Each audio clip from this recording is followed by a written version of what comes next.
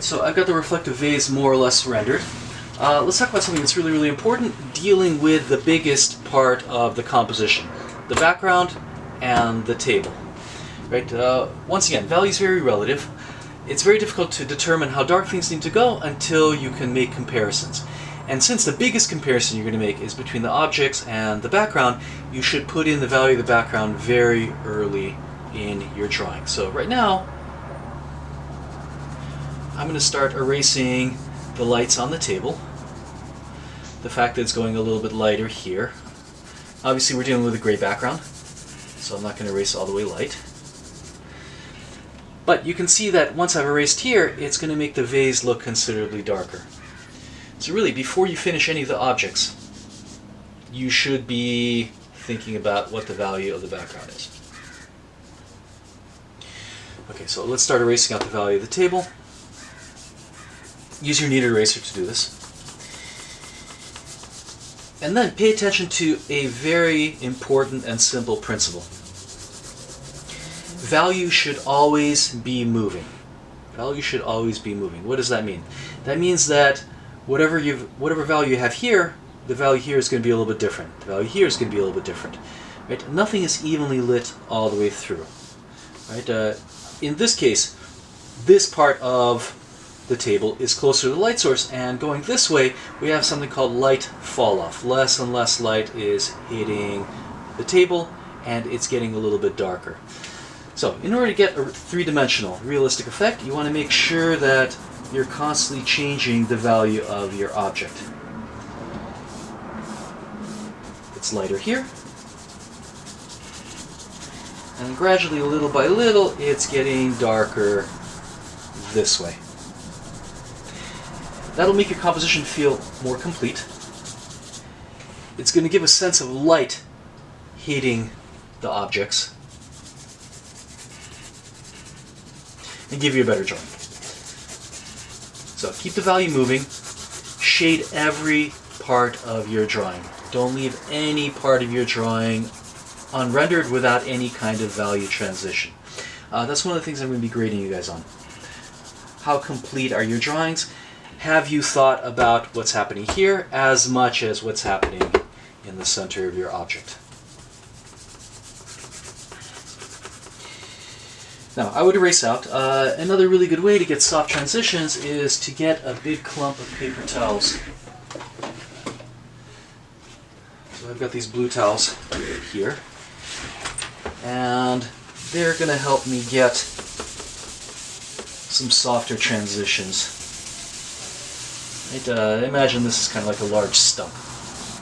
Look, it's also good for soft blending jobs, large blending jobs. So here we have a sharp cast shadow. We're going to use my eraser holder to do the job here. Okay, so once I've got a general sense of how light is hitting everywhere, let's focus on our other two objects, our book and our copper cup. Okay, we have a light break here. Let's shade it.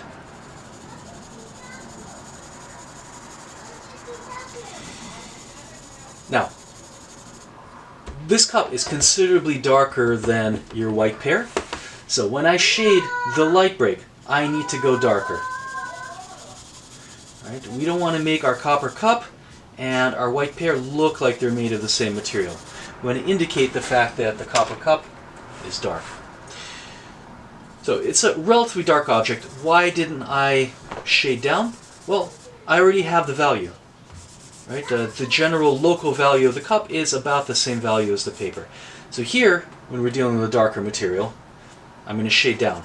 In the case of a copper cup, I don't need to shade down at all. I already have the value. Alright, I'm not going to go erase out anything here, because nothing here is really, other than the highlights, is much lighter than the tone of the paper. I do need to start putting in our really dark coarse shadow.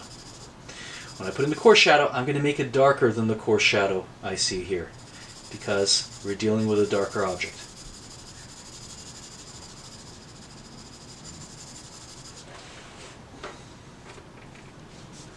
Stump it a little bit.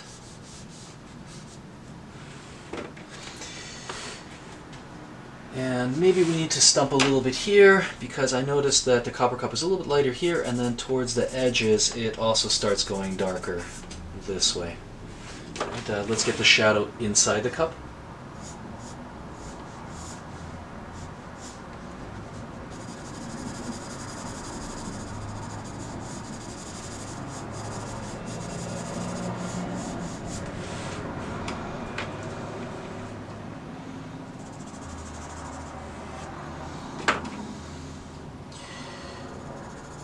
When you guys are shading with charcoal, work in layers. If I start pressing down really hard, I'm going to flatten the paper fibers and the charcoal is not going to stick anymore. So be careful, don't press too much with a stump. Just rub it into the paper like this. And allow it to go darker little by little. Much faster technique, you still have to be patient. Sorry, it's not going to happen automatically. Okay, now let's put in the cast shadow. Okay, we have the shape. Let's start going a little bit darker. I see a little wedge of light here, by the way.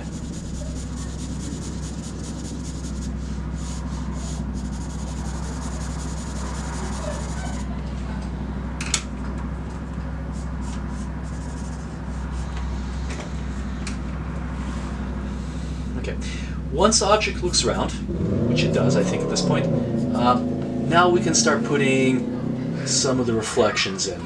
There aren't that many, but I noticed that there's a very slight reflection right here, like this. Right? There's a little reflection right here. As always, when you're dealing with a slightly reflective object, pretend like it's not reflective at all, pretend it's matte, and then get the reflections once you have the form. Okay, so we've got some reflections here. Now, on the lighter side, I can start erasing out some of the highlights. Got a little highlight here, a little highlight here, some little reflections here, a little highlight here. We haven't really dealt with the handle. Let me quickly do that, and then work on the book.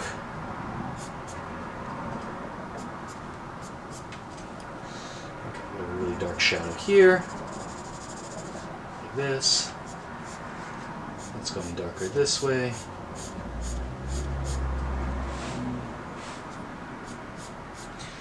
Once again, don't leave the values around the object unrendered. Think about them as well. So once I do this, probably the next step is to start erasing out the value of the book a little bit, so you can start making some kind of value comparison between the cast shadow, the cup, and the value here.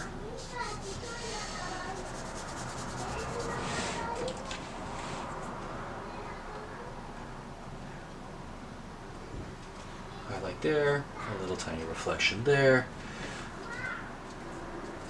Okay, in the next demo I'll work on the book and finish up this drawing.